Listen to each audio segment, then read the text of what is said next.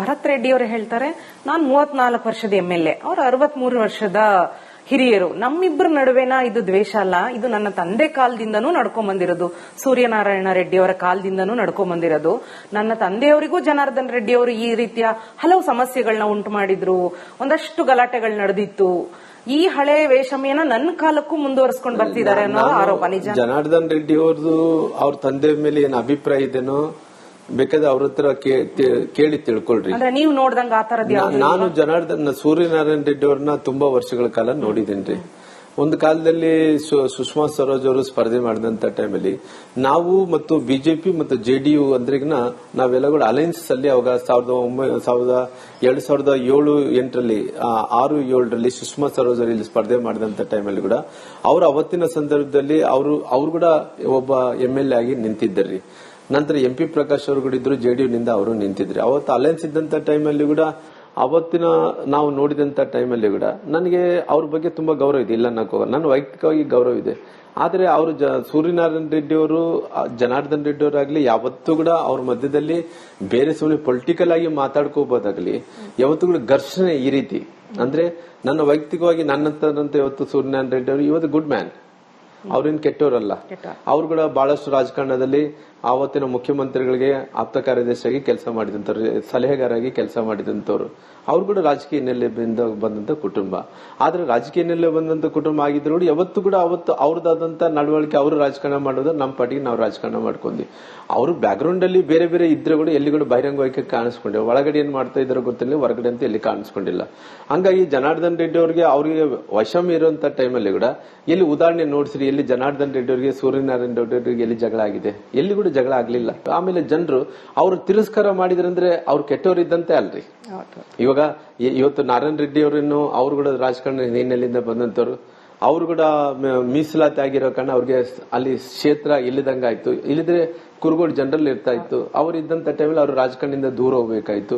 ನಂತರ ದಿನಗಳಲ್ಲಿ ಭರತ್ ರೆಡ್ಡಿ ಅವರು, ಅವ್ರ ತಂದೆಯವರು ಕೂಡ ಭರತ್ ರೆಡ್ಡಿ ಅವ್ರನ್ನ ಇಷ್ಟು ಮಟ್ಟಿಗೆ ಒಬ್ಬ MLA ತರ್ಲಿಕ್ಕೋಸ್ಕರ, ಒಬ್ಬ MLA ಅವ್ರ ಮನೇಲಿ ಆಗ್ಲಿಕ್ಕೋಸ್ಕರವಾಗಿ ಅವ್ರ ತಂದೆಯವರು ಕೂಡ ಹತ್ತದ್ರ ನನಗೆ ಗೊತ್ತಿರೋ ಪ್ರಕಾರ 25 ವರ್ಷಗಳ ಕಾಲ ಕಾದಾರ. ಅವರು ಕೂಡ 25 ವರ್ಷಗಳ ಕಾದ ನಂತರ ಇವತ್ತು ಅವ್ರ ಮನೆಗೆ ರಾಜಕಾರಣ ಅವಕಾಶ ಸಿಕ್ಕಿದೆ ಪಾಪ. ಭರತ್ ರೆಡ್ಡಿ ಅವರು ಹೇಳ್ತಾರೆ, ಈ ಬ್ಯಾನರ್ ಕಟ್ಟೋದು ಒಂದ್ ಸಣ್ಣ ವಿಚಾರ.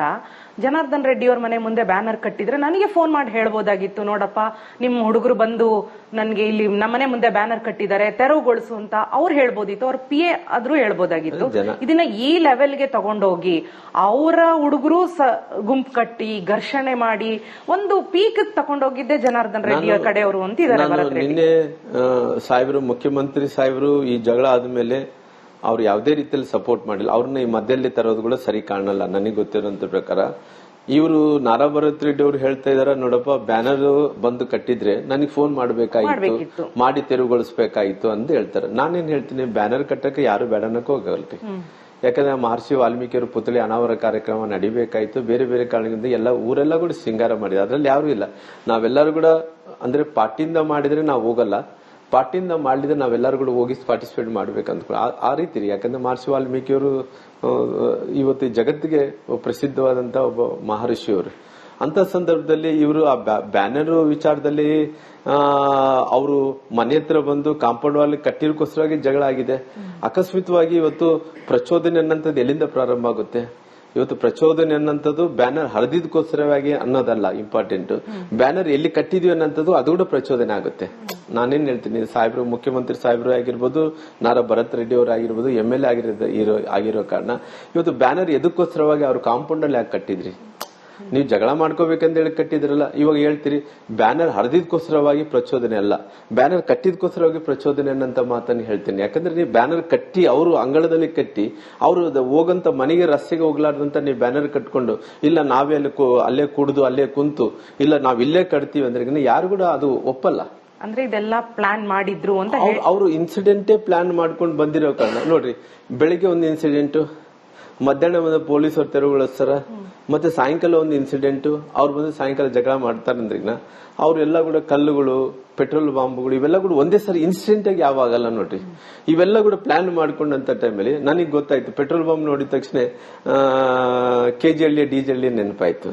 ಈ KG ಹಳ್ಳಿ DG ಹಳ್ಳಿಯಲ್ಲಿ ಅವರು ನಮ್ಮ ಅಖಂಡ ಶ್ರೀನಿವಾಸ್ ಅವ್ರ ಮನೆ ಮೇಲೆ ಒಬ್ಬ ದಲಿತ ನಾಯಕರಿ, ಅವನ ಪಾಪ ಅವರು ಕಾಂಗ್ರೆಸ್ ಪಾರ್ಟಿಯಲ್ಲಿ ಇದ್ದಂತ ಕೆಲವೊಂದು ನಾಯಕರೇ ಅವ್ನು ಹೆಂಗೋದ್ ಕಡೆ ರಾಜಕಾರಣ ಮುಗಿಸ್ಬೇಕು ಅನ್ನಂತ ಕಾರಣದಿಂದ ಅವನ ಮನೆಯಲ್ಲಿ ನುಗ್ಗಿ, ಒಬ್ಬ ದಲಿತ ನಾಯಕರ ಮನೆಯಲ್ಲೇ ನುಗ್ಗಿ ಪೆಟ್ರೋಲ್ ಬಾಂಬ್ಗಳನ್ನ ಹಾಕಿ ಆ ಮನೆಯೆಲ್ಲ ಕೂಡ ಸುಟ್ಟಾಕಿ ಇವತ್ತು ಎಲ್ಲಿ ಅಡ್ಡಾಡ್ತಾ ಇದಾರೆ ಅವರೆಲ್ಲರೂ ಕೂಡ ಇವತ್ತಿನ ಮುಖ್ಯಮಂತ್ರಿಗಳು ಉಪಮುಖ್ಯಮಂತ್ರಿ ಜೊತೆ ಅಡ್ಡಾಡ್ತಾ ಇದಾರೆ. ಅಂದ್ರೆ ಕೆಜೆಹಳ್ಳಿ ಡಿಜೆಹಳ್ಳಿ ಮಾತ್ರದಲ್ಲಿ ಜನಾರ್ದನ್ ರೆಡ್ಡಿ ಅವರ ಮನೆಯನ್ನ ಸುಟ್ಟಾಕೋ ಪ್ಲಾನ್ ನಡೆದಿತ್ತು ಅಂತ ಹೇಳ್ತೀರಾ? ಹಂಗೆ ಕಾಣ್ತಿದೆ. ನಾನು ಯಾಕೆ ಇದನ್ನು ಉಲ್ಲೇಖನ ಮಾಡ್ತೀನಿ ಅಂದ್ರೆ, ಇವತ್ತು ನಾರಾ ಭರತ್ ರೆಡ್ಡಿ ಅವರು ಶಾಸಕರು, ಸಣ್ಣ ವಯಸ್ಸಲ್ಲಾಗಿದ್ದಾರೆ. ಜನಾರ್ದನ್ ರೆಡ್ಡಿ ಅವರಿಗೆ ಅವ್ರ ತಂದೆಯವ್ರ ವಯಸ್ಸು ಇರ್ಬೋದಿಲ್ಲ ಅನ್ನಕಲ್ಲ, ಯಾವ ವಯಸ್ಸಾದ್ರೂ ಕೂಡ ನಾವು ಸ್ವಲ್ಪನಾಗ್ಲಿ ಜ್ಞಾನ ಇರ್ಬೇಕಲ್ಲ. ಜ್ಞಾನದಿಂದ ಶಾಸನಬದ್ಧವಾಗಿ ಶಾಸಕನಾಗಿ ಹೆಂಗೆ ನಡ್ಕೋಬೇಕನ್ನಂಥದ್ದು ಇರ್ಬೇಕಲ್ಲ. ನಾವು ಪ್ರಮಾಣ ವಚನ ಸ್ವೀಕಾರ ಮಾಡೋಂಥ ಟೈಮಲ್ಲಿ ಯಾವ ರೀತಿಯಲ್ಲಿ ಪ್ರಮಾಣ ವಚನ ಕಾಯ ವಾಚ ಮನಸ್ಸದಿಂದ ಯಾವ ರೀತಿ ದ್ವೇಷ ರಾಗ ಇಲ್ಲಾರದಂತೆ ನಾವು ಪ್ರಮಾಣ ವಚನ ಸ್ವೀಕಾರ ಮಾಡೋಂಥ ಆ ರೀತಿ ನಡ್ಕೋಬೇಕಾಗಿತ್ತಲ್ಲ. ಇವತ್ತು ದೇಶ ರಾಗವನ್ನು ಎಲ್ಲವನ್ನೂ ಹಿಡ್ಕೊಂಡು ದೇಶದ ರಾಜಕಾರಣ ಮಾಡೋದ್ರಿಂದ ಅದು ಸರಿಯಲ್ಲ ಅನ್ನಂತ ವಿಚಾರ ನೋಡಿದಂತ ಟೈಮಲ್ಲಿ ಅವರು ಹೇಳಿದಂತ ಹೇಳಿಕೆಗಳೇನು, ನಾನು ಜನಾರ್ದನ್ ರೆಡ್ಡಿ ಅವ್ರನ್ನ ನಾನು ಮನಸ್ಸು ಮಾಡಿದ್ರೆ ಅವ್ರನ್ನ ಇವತ್ತು ಉಳಿಸ್ತಿದ್ದಿಲ್ಲ, ಈ ಬಳ್ಳಾರಿಯನ್ನು ಸುಟ್ಟಾಕ್ತಿದ್ದೆ, ಅವ್ರ ಮನೆಯನ್ನು ಭಸ್ಮ ಮಾಡ್ತಿದ್ದೆ. ಶಾಸಕರಾದಂತವ್ರು ಈ ರೀತಿ ಹೇಳಿಕೆಗಳು ಕೊಡ್ತಾ ಇದಾರೆ ಅಂದ್ರೆ ಎಷ್ಟು ದ್ವೇಷ ಇರಬಹುದು ನೋಡ್ರಿ. ಅಲ್ಲೇ ಕುಡಿದು ಅಲ್ಲೇ ಕುಂತು ಇಲ್ಲ ನಾವ್ ಇಲ್ಲೇ ಕಟ್ತೀವಿ ಅಂದ್ರೆ ಯಾರು ಕೂಡ ಅದು ಒಪ್ಪಲ್ಲ. ಅಂದ್ರೆ ಇದೆಲ್ಲ ಪ್ಲಾನ್ ಮಾಡಿದ್ರು ಅಂತ ಅವರು ಇನ್ಸಿಡೆಂಟೇ ಪ್ಲಾನ್ ಮಾಡ್ಕೊಂಡು ಬಂದಿರೋ ಕಾರಣ ನೋಡ್ರಿ. ಬೆಳಿಗ್ಗೆ ಒಂದು ಇನ್ಸಿಡೆಂಟ್, ಮಧ್ಯಾಹ್ನ ಒಂದು ಪೊಲೀಸರು ತೆರವುಗೊಳಿಸ್ತಾರ, ಮತ್ತೆ ಸಾಯಂಕಾಲ ಒಂದು ಇನ್ಸಿಡೆಂಟ್, ಅವ್ರು ಬಂದು ಸಾಯಂಕಾಲ ಜಗಳ ಮಾಡ್ತಾರಂದ್ರಿಗ ಅವ್ರೆಲ್ಲ ಕೂಡ ಕಲ್ಲುಗಳು ಪೆಟ್ರೋಲ್ ಬಾಂಬ್ಗಳು ಇವೆಲ್ಲ ಕೂಡ ಒಂದೇ ಸರಿ ಇನ್ಸಿಡೆಂಟ್ ಆಗಿ ಯಾವಾಗಲ್ಲ ನೋಡ್ರಿ. ಇವೆಲ್ಲ ಕೂಡ ಪ್ಲಾನ್ ಮಾಡ್ಕೊಂಡಂತ ಟೈಮಲ್ಲಿ ನನಗೆ ಗೊತ್ತಾಯ್ತು, ಪೆಟ್ರೋಲ್ ಬಾಂಬ್ ನೋಡಿದ ತಕ್ಷಣ ಕೆಜೆಹಳ್ಳಿ ಡಿಜೆಹಳ್ಳಿ ನೆನಪಾಯ್ತು.